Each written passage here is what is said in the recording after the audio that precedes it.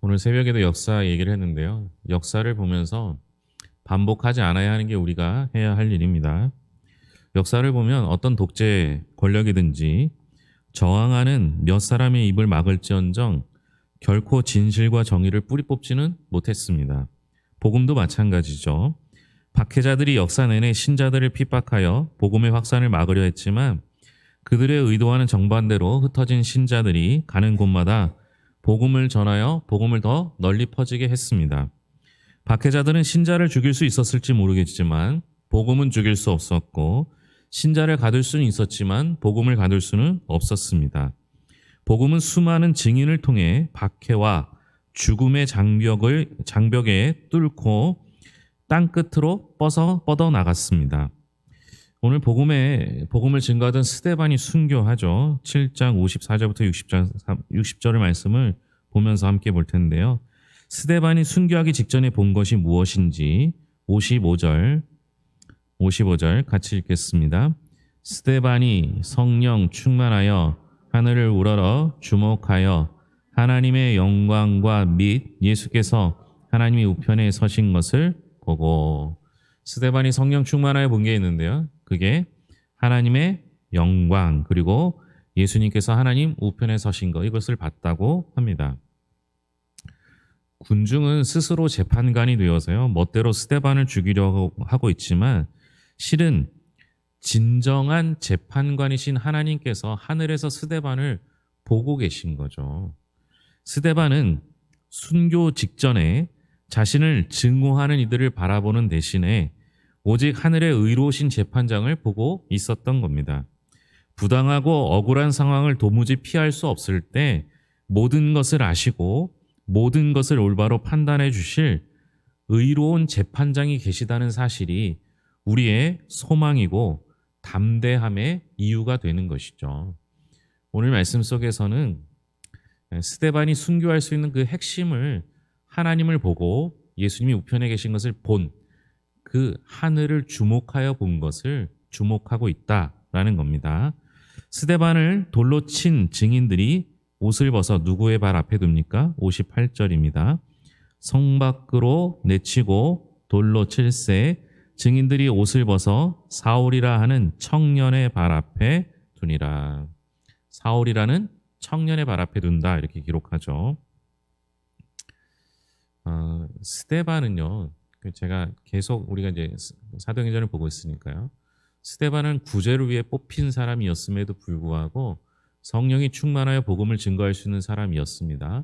그리고 그 7 집사 중에 제일 먼저 순교당했다라는 것을 보고 그가 하는 설교의 말씀을 들었을 때 스데반이 7 집사 중에 가장 뛰어나지 않았을까, 이렇게 추측을 하게 됩니다. 여러분, 우리가 일반적으로 생각할 때 가장 뛰어난 사람이 가장 늦게까지 남아서 복음을 증거했으면 얼마나 더 좋겠습니까? 스데반처럼 뛰어난 사람이 끝까지 하나님의 일을 감당했으면 훨씬 더 큰 일이 일어나지 않았을까, 이런 생각을 하게 됩니다.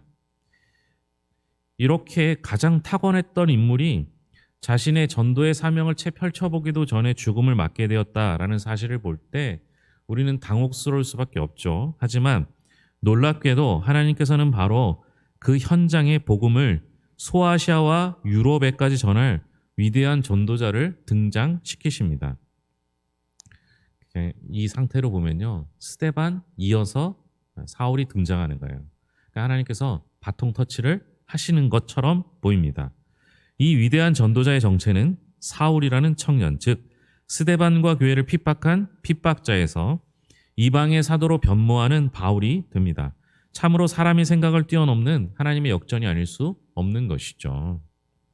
우리가 생각하는 것과 달라요. 우리 하나님의 방법은, 계획은 아주 주도 면밀하고 세밀하십니다. 스데반은 마지막으로 무엇을 기도하는지 59절 60절 말씀 같이 읽겠습니다. 그들이 돌로 스데반을 치니 스데반이 부르짖어 이를 때 주 예수여 내 영혼을 받으시옵소서 하고 무릎을 꿇고 크게 불러 이르되 주여 이 죄를 그들에게 돌리지 마옵소서, 이 말을 하고 자니라. 주 예수여 내 영혼을 받으시옵소서, 주여 이 죄를 그들에게 돌리지 마옵소서. 누구의 기도와 닮았다고요? 예수님께서 십자가에 달려 돌아가실 때 했던 기도와 닮아 있습니다. 예수님 역시 십자가상에서 군중을 향한 용서의 기도를 하셨고 자신의 영혼을 하나님께 의탁했습니다.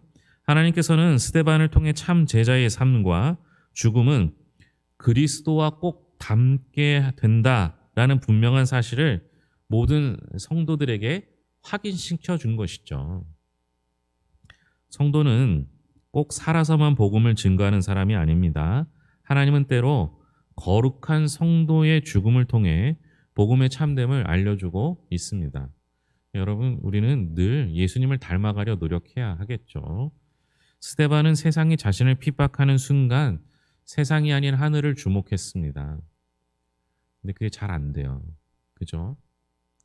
누군가 나를 음해하고 억울한 누명을 씌우면 하루 종일 그것만 묵상해요. 예전에 우리 교회 오셨던 그 김동호 목사님이 암이 지금 여러 번 걸렸거든요. 암이 걸리고 나니까 암만 하루 종일 생각한다는 거예요. 어떻게 하면 암이 나을지, 암이 왜 왔을지, 이걸 어떻게 이겨낼지, 뭘 먹어야 할지, 어떻게 생활해야 될지 하루 종일 암을 묵상하다 보니까 더 힘들어지더랍니다. 그때부터 시작한 게 날마다 기막힌 새벽이라고 유튜브 방송이었어요. 암을 묵상하지 말고 하나님을 묵상해야 되겠다 이렇게 생각했던 거죠. 여러분, 누군가 나를 힘들게 하면요 하루 종일 그 사람의 생각이 떠나지 않습니다. 그러면 어떻게 돼요? 그 사람만 묵상하죠. 근데 여러분, 우리가 바라보아야 할 사람은 하나님밖에 없고 우리가 묵상해야 될 것이 있다면 그건 성경 말씀입니다. 말씀을 통해서, 말씀 묵상을 통해서 하나님께서 원하시는 길을 갔으면 좋겠습니다. 그래서 그런지 스데반의 마지막 기도는 예수님을 똑 닮았습니다. 우리가 할 일은 예수님 닮는 일이고 예수님이 좋아하는 일 하는 것이죠. 이 일로 인해서 박해가 시작되고 디아스포라라고 하는 일이 벌어지는 거죠. 흩어지는 유대인이란 얘기입니다. 신자들이 박해를 피해 흩어진 곳은 어딘지 1절 말씀 사울 얘기 다음에 그날부터 같이 읽겠습니다. 그날에 예루살렘에 있는 교회에 큰 박해가 있어 사도 외에는 다 유대와 사마리아 모든 땅으로 흩어지니라. 어디로 흩어졌습니까? 유대와 사마리아 모든 땅 이렇게 흩어졌습니다. 여기도 이제 조건이 하나 붙죠. 사도 외에는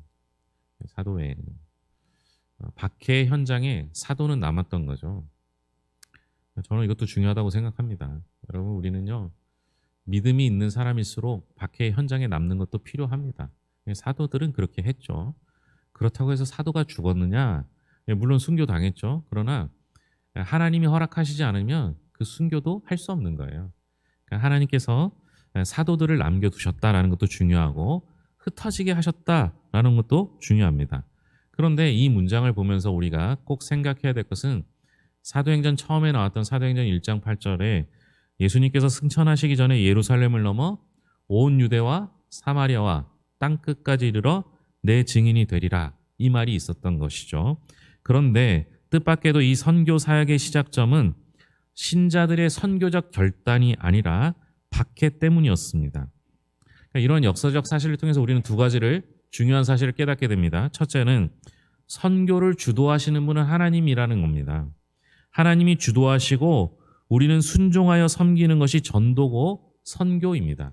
마치 우리가 하는 것 같지만 그렇지 않다라는 거예요. 둘째로 하나님은 악재를 호재로 바꾸시는 역전의 하나님이시라는 겁니다.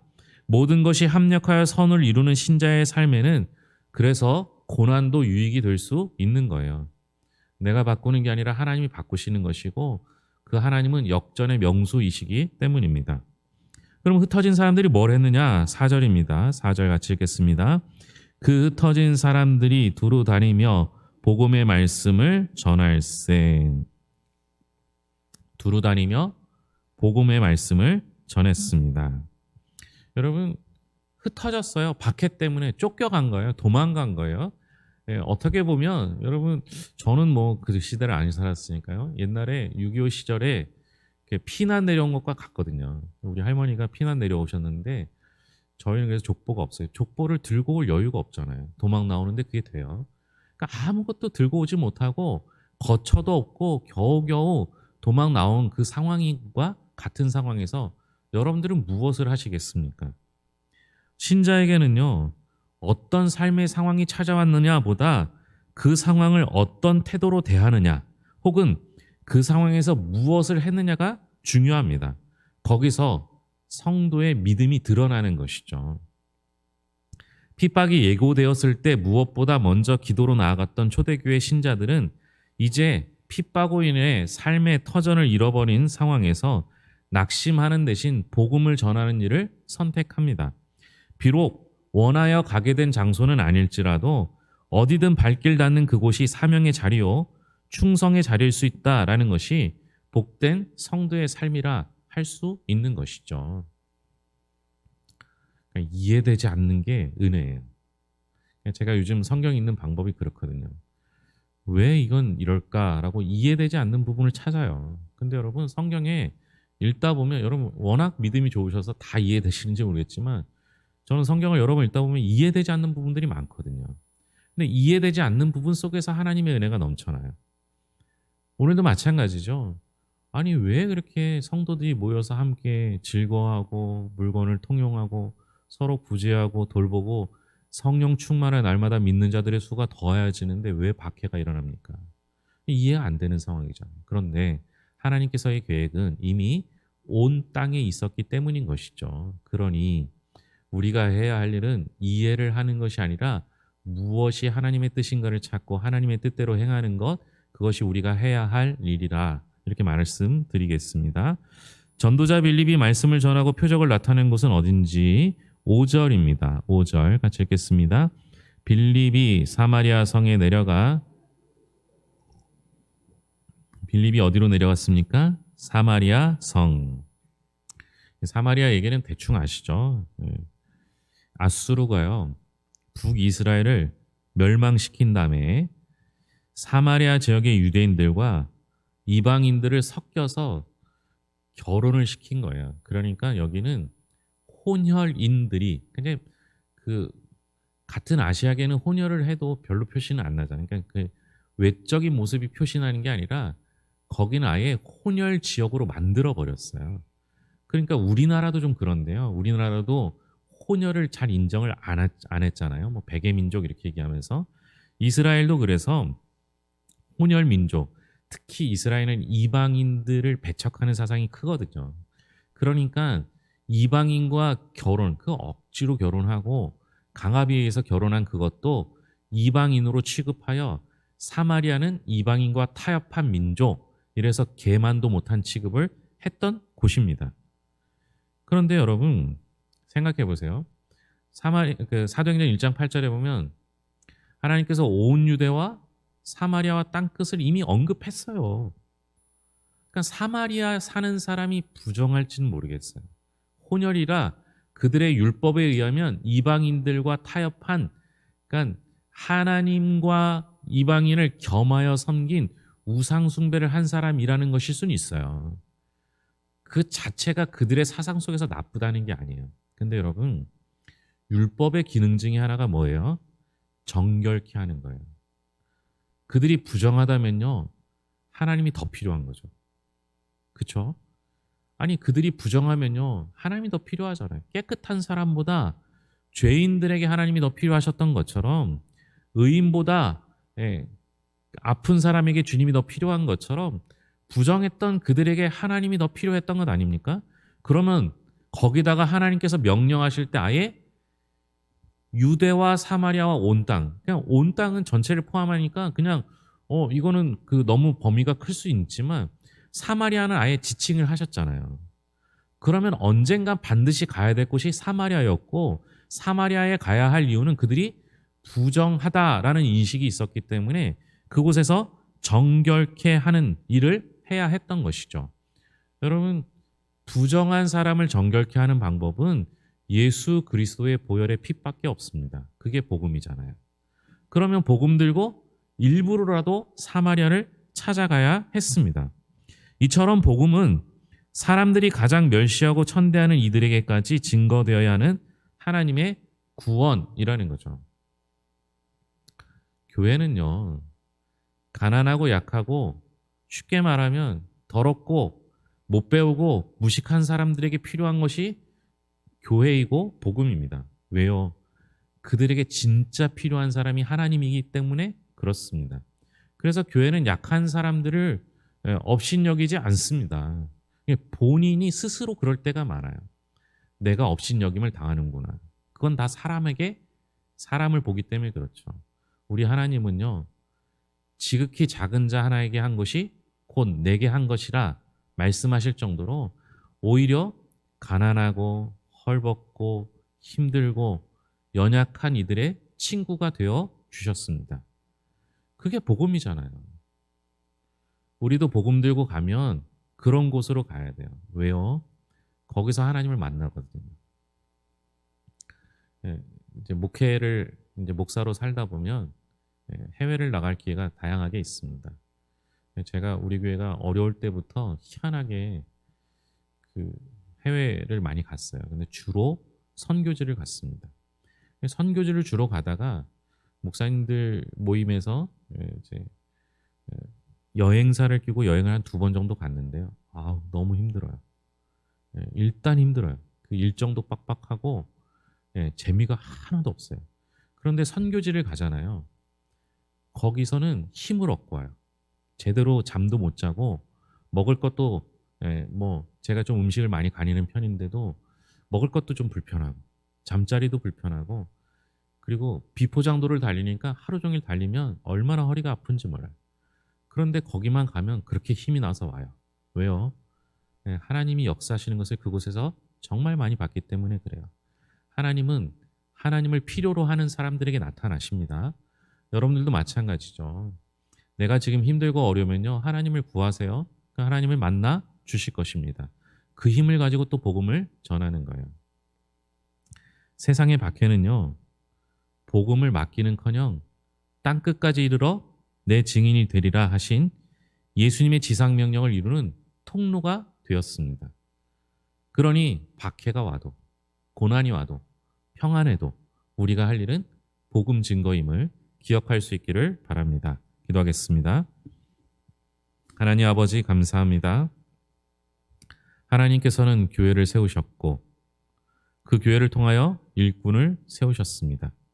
초대교회 가장 훌륭한 일꾼이었던 스데반의 순교 가운데서도 복음은 끝나지 않는 것은 예수님이 복음 그 자체이기 때문입니다.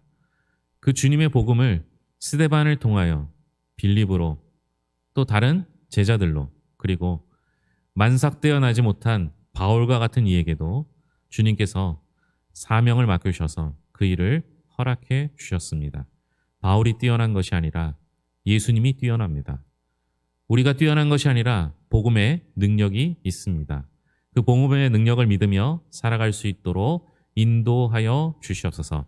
더불어 하나님 아버지, 박해나 고난의 현장 속에서도 하나님께서 일하신다는 사실을 깨달았으니 지금 내가 힘들고 어렵고 업신당하고 다른 사람들 앞에서 두렵고 떨리는 마음이 있다 할지라도 그거는 내 상황이고 우리 하나님의 역사하심과 우리 하나님의 계획은 다른 데 있사오니 눈을 들어 하늘을 보게 하시고 주님의 나라를 꿈꾸며 오직 우리의 소망이 주님께만 있음을 고백하며 주님이 맡겨주신 사명을 감당케 하여 주시옵소서.